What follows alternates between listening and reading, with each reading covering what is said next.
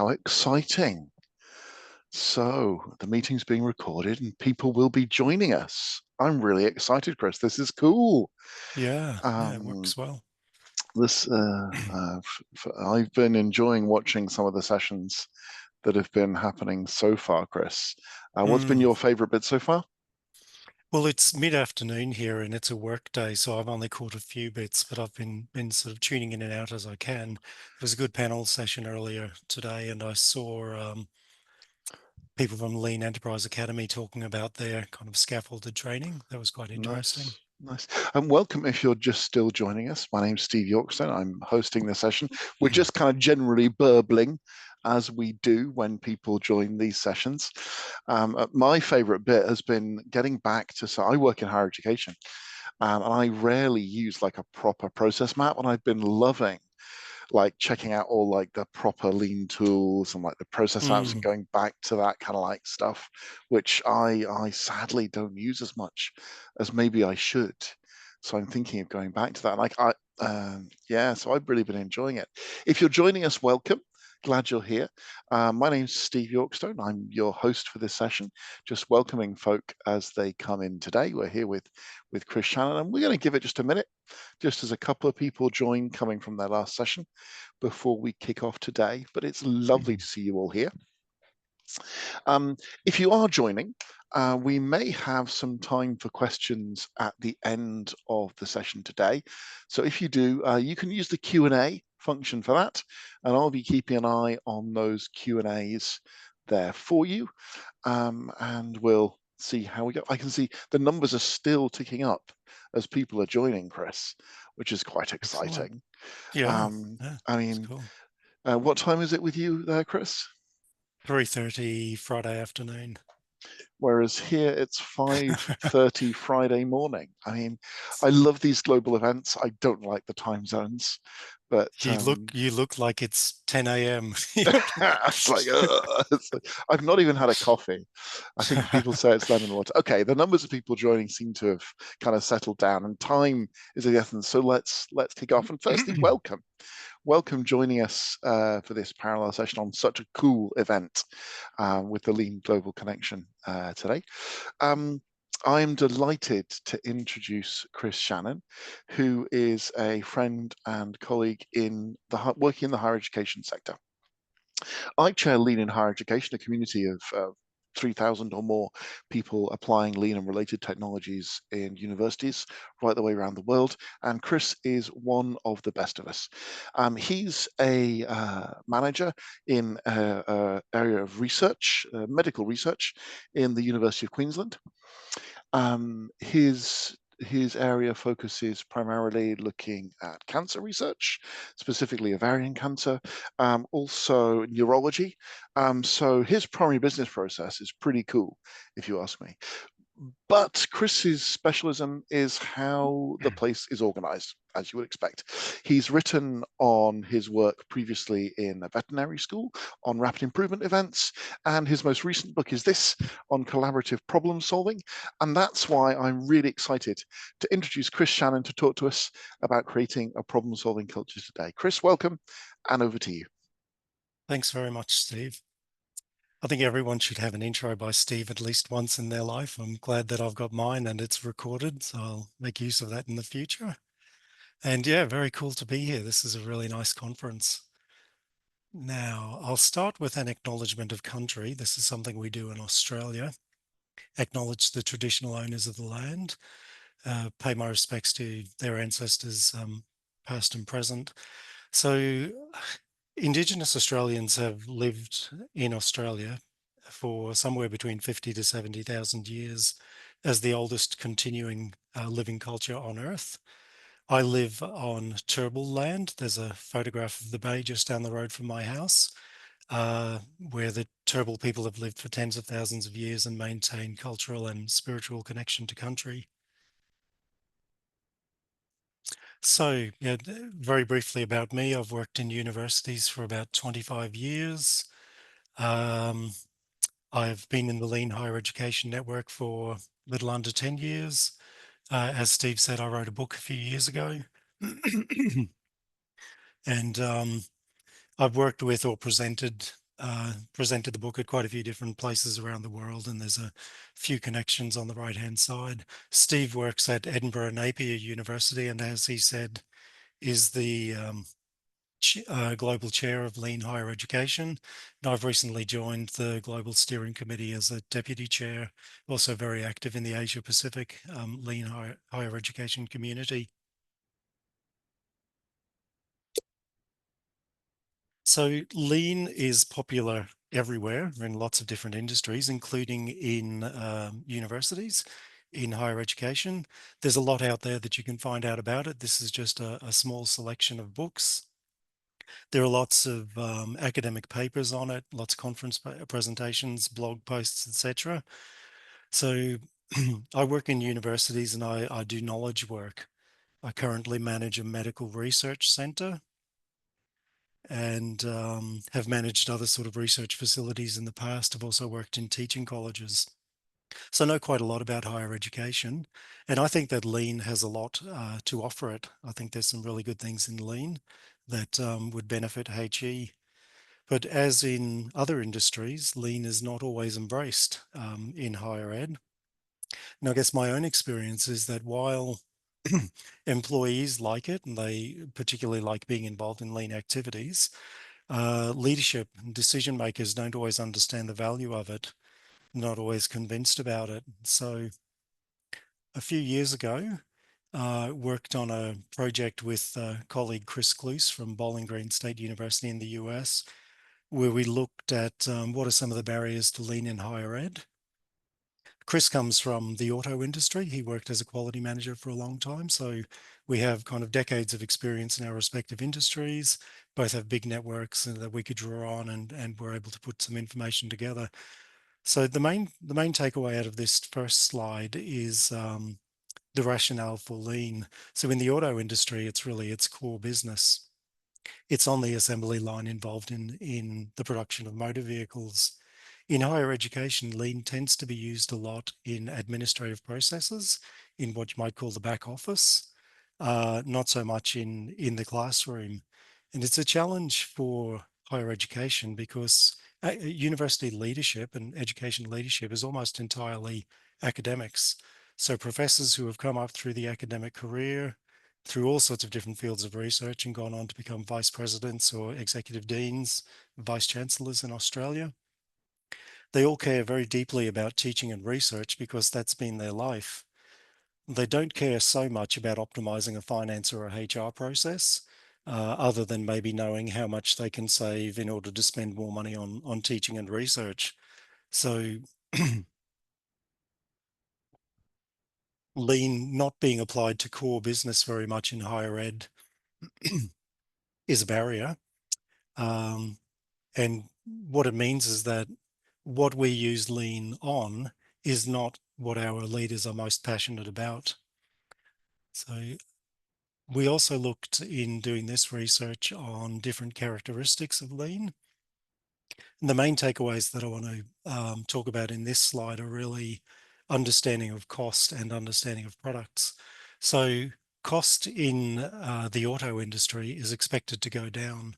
Cost per unit has to decrease.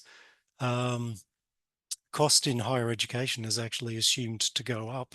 So indexation of grants and indexation of salaries, enterprise agreements, and so on is kind of baked into the thinking. There's fundamentally different mindsets about how the two industries work.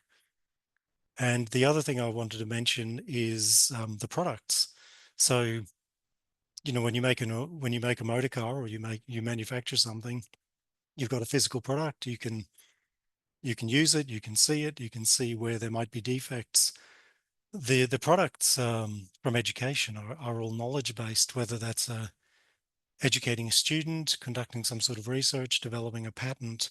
So it's much more difficult to see, and it's much more difficult to measure the improvement in quality over time. So we ended up concluding that we do think that Lean has got value for higher education, but it's not just a matter of copying and pasting from one industry to another. You've got to be able to look at what's going to add value and be able to adapt things to the particular circumstances. But Lean is used a lot in higher education, and probably the most popular activity in doing so is the rapid improvement event. It's also known as a Kaizen event or a Kaizen Blitz. And one of the most popular models used within higher education is what's called the St. Andrews model, developed by the Lean team at the University of St. Andrews. So got it on the screen here, basically an 8-step model. Redesign, or the improvement event itself, is step 5 in that model. And then I've just stated the things that go on in the improvement event. And these can go anywhere from 1 day to 2 days or up to 5 days long, depending on how complex the process is and how big the team is you're working with. You map the current state process, identify wastes and opportunities, generate ideas, map a future state process, and then need a plan to get from current state to future state and do a report out to stakeholders and get on with implementing things.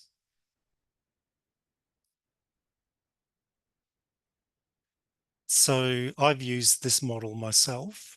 I've run quite a few rapid improvement events over the years, and generally had very good success with the people in the room.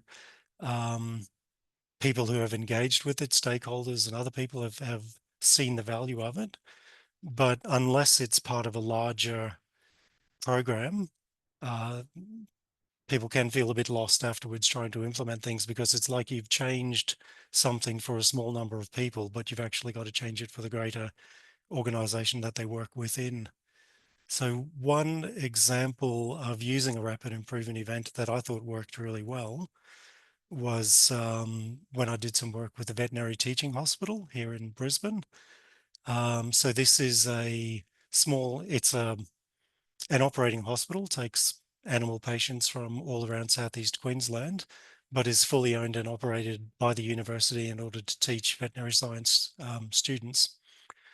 And I guess the main thing to take from this is that we looked at the business process and also looked at the culture, and really understood that what we were doing was as much a cultural intervention as it was a business process improvement activity.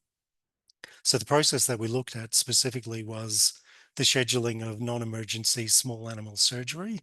And so it was actually core business for the hospital. But when we talked about what were the measures of success and what were the outcomes, it was very important to the team and the hospital leadership that we had measures on understanding when the process was improving, and also measures on understanding when the culture was improving. And I think given I'd say the culture of higher education, to me, this is a good way to introduce Lean, make people understand that it's not just about efficiency. It's not going to be just about process. It's actually a very good cultural intervention, and it's a way to get people into a different mindset. And so when I wrote my book, Collaborative Problem Solving, it was actually aimed at people working in organizations that don't have structured programs in place. But it undoubtedly was shaped by my own experience of having worked in universities for about 20 years. But I know, I believed it was, and understand from talking to people that it is applicable to other industries as well. So I think anybody who's working in a service industry or in a knowledge organization will be able to use this model. So this is the model that I developed. Basically, the intentional practice of 3 behaviors: curiosity, collaboration, and evidence-based thinking, while using common problem-solving tools in a structured problem-solving process. And it's the interaction of all 3 of those things that I think makes the difference. And I use this myself. I've used this approach as a facilitator, used it when I've worked in lean teams, and I use it in my approach now as a manager and as someone who's in a senior leadership role here in the Medical Research Centre. So I'll just show you also, this table is from the book that I wrote, and I'm not going to go through all the various sort of things that are listed on there. The main point that I want to make is that everything that you use when you're problem solving, when you're working on process improvement, is intended to be used with other people. They're all tools for collaboration. And so it doesn't work to sit in the corner or to try to solve something on your own. It's about using it with other people, creating a shared understanding of what's going on. I don't know how many of you have read, say, I think Learning to See, which tells the story of somebody working through an A3 process. And, they end up with a document that's been scribbled over and worked over iteratively many times. And that's really what it's all about. I often say that whatever tool you pick up is really a prop for a conversation. And that's why I think the way in which you behave and the way that you talk to people and how you go about doing things is what really matters in creating a problem-solving culture.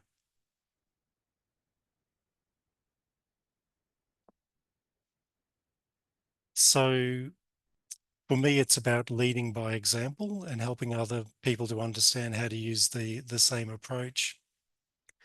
And it's about showing people how to do things and demonstrating the value of it. Um,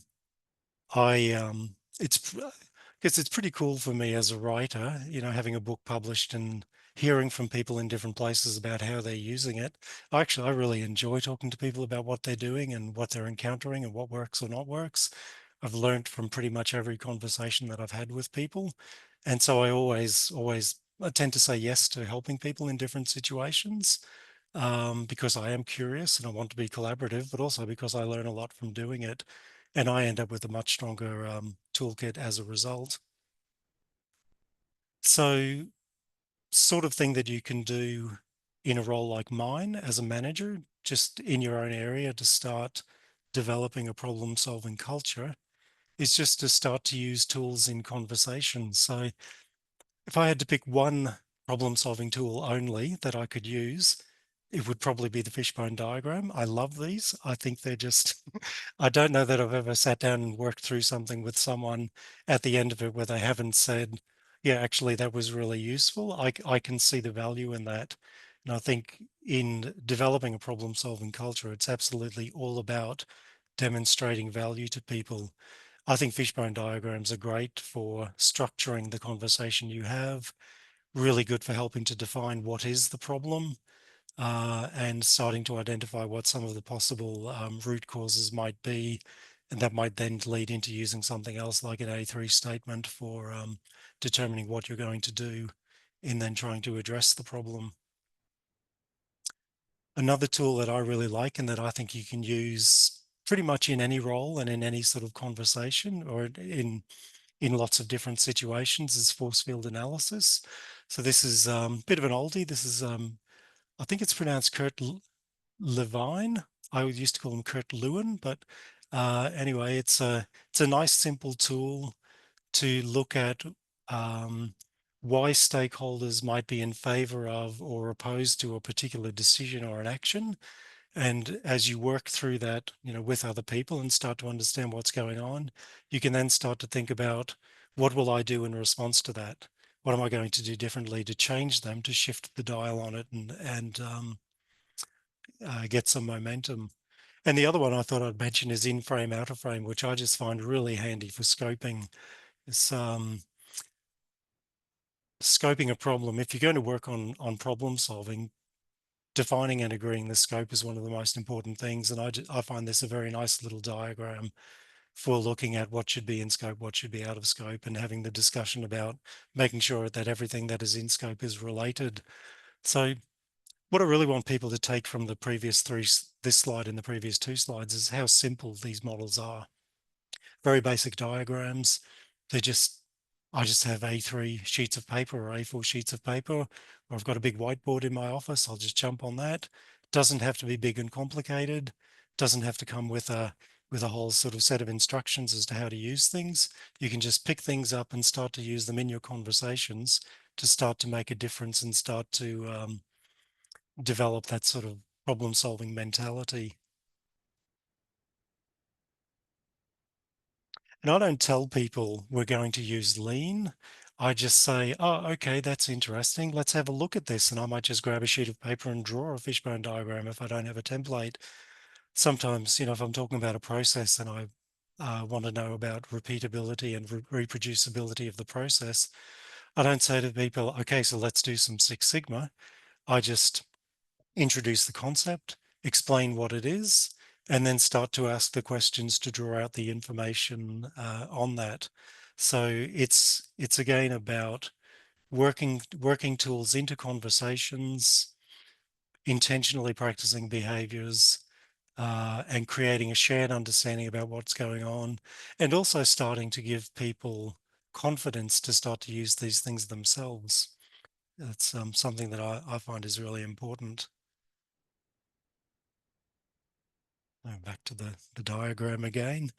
Um, so just wanted to say the model is my original work, and if you do look at the book, there's a couple of tools in there that are my original work to support it, but everything else that's in there already existed. I just have worked out what things work for me over time. There's loads of information in other books and online. If you want to learn how to use a fishbone diagram, there's loads of stuff out there on it. Or you can email me. I'm quite happy to chat to people. And something that I really want to, that I always try to encourage people with is that these things are quite simple to use.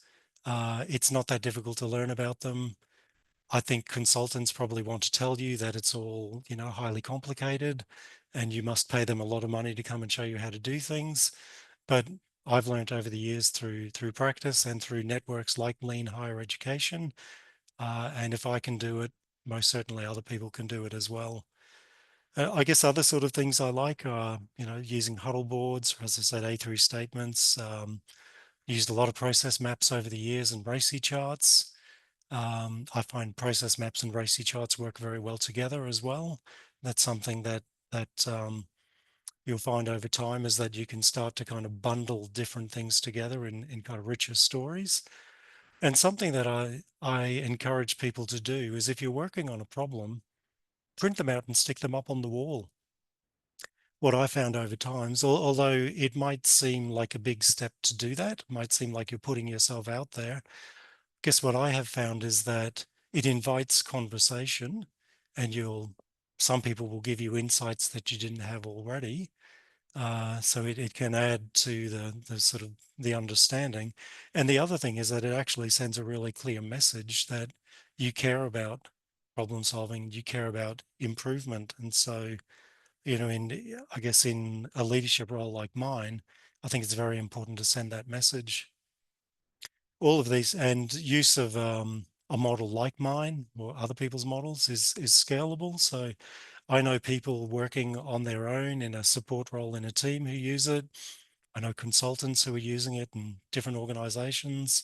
I know where it's been embedded into enterprise-wide change programs and improvement programs. So these things are always adaptable. And of course, that's one of the things about lean and about business improvement generally is that we are all very good at picking up things and adapting them and applying them to our different circumstances. So I just wanted to finish with I guess reinforcing the behaviors, because I've said repeatedly that they're really important to making it work. Curiosity is simply the desire to know and understand. Collaboration, the tools are all designed to be used with other people. And evidence-based thinking, I think, is important, and particularly if you're in an organization like a university, which is very good at measuring some things, but not very good at measuring its own internal processes. And so I often find when I'm working on something that process performance data might be missing or might be poor quality, and then it's important to include improving that in your implementation plan. So I've got some contact details here. I've got a website. Feel free to look at it. Feel free to email me. I'm on LinkedIn, and do check out leanhe.org. It's populated by people like me and Steve, and we both, enjoy being contacted and hearing from other people. If you are interested in finding out more, I've just listed the references for the various things that I've discussed. And final thing, not trying to sell lots of copies of the book, but I did talk to Routledge about giving this presentation. And so they've given a 30% discount if you do wish to buy it. The code is CPS2, and it's valid till 31 January 2025 because a lot of people will be watching these videos on YouTube in the weeks ahead. I don't know that many people will stay up for 24 hours and watch everything straight, and even then you probably can't watch two channels at once. So that's it from me. I think back over to Steve to see if there are any questions. Thank you very much, Chris. And of course, you sold all of our Christmases right there.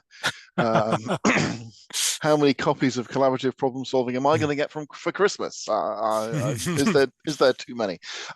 Now, I would invite you, if you're here, to ask questions. Do use the Q&A box. Pop your questions in there. The harder, the better. We've got a couple of minutes to cover off those there. But here's something for you, Chris. Build your problem-solving culture. What I've heard you talk about is how practically, when you take a simple tool, use it with other people, you're able to bring about change. But in my organization and in many others, we're facing challenges economically or technologically, which feel like bigger pressure than we've ever had before. And some of the cracks are showing in our cultures. How can we use this to affect the culture of a whole organization? How can we really scale this up, Chris? Well, embedding the thinking in things that are done at a larger scale. So I know organizations that have actually put this in both their change management methodology and in their business improvement methods as well, and included it in the sort of training that they might roll out to, hundreds of people a year. I think I can see that. Yeah, I can picture that for some of the tools and yeah, techniques. But yeah. when you talk about intentionally practicing behaviors, how do we enable that? Well, I think that's why I think that the lean and any sort of business improvement is really a cultural intervention. And I would start with modeling behaviors and encouraging behaviors Mm, well before I implemented a formal improvement program. mm, Because I think that's where, when I said before that, you can run a rapid improvement event and you can open the eyes of a dozen people and get them all enthused. But if the other 1,000 people in the university or the organization don't understand the values that are being talked about and the ways of working that are being encouraged, it's like you set them forth to go wandering in the wilderness, and likelihood of failure is high. So I think it's got to be leadership led, and it's mm, got to be a good lead time of talking about behaviors and talking about culture and talking about this is what we want to be in the future. mm, So it's not, we want to save X percent or X number of dollars. It's this is what we want to be. mm, Um, this is where I guess my own view of lean in higher education is that not many universities have really done this well. And you get the sense that a lot of times leadership think that lean or business improvement is something that other people do. And even in my own job, it would be very easy for me to spend all of my time in a particular orbit of engaging with stakeholders, looking externally, networking across other organizations and doing important kind of building things for the center. But I also have to look internally, and I have to work with people throughout the organization and really, demonstrate the behaviors and the values that I want to see. So mm, I think in that regard, it's like any leadership responsibility to be doing that. And it can mm. happen at all levels. So when it comes to business improvement, it can happen at multiple levels. You train people and get them to understand the behaviors and the actions, and try to get people doing it concurrently in different settings. So I suppose to bring that cultural change, as I think you said in your model, what is start where you are, start with what you've got. But it Mm, sounds like that leadership is really key. yes, yes. Thank you. Well, thank you for everyone for attending. As time hits, I'll release you to go to your next session. Thank you so much, Chris, for sharing your wisdom with us now. And it's lovely to think about how we can start bringing that cultural change in our organizations to make us fitter organizations, but it also seems like an organization that more like one where I'd like to be. So thank you for attending. Please, I'm going to close the webinar now. Head off to the next exciting thing. Enjoy the rest of Lean Global Connection with all the amazing things that there are over this 24-hour time period. Thanks again, Chris, and I look forward to seeing everybody soon. Take care. Thank you. Bye. I'm going to head backstage if you want to see you there, Chris. Okay.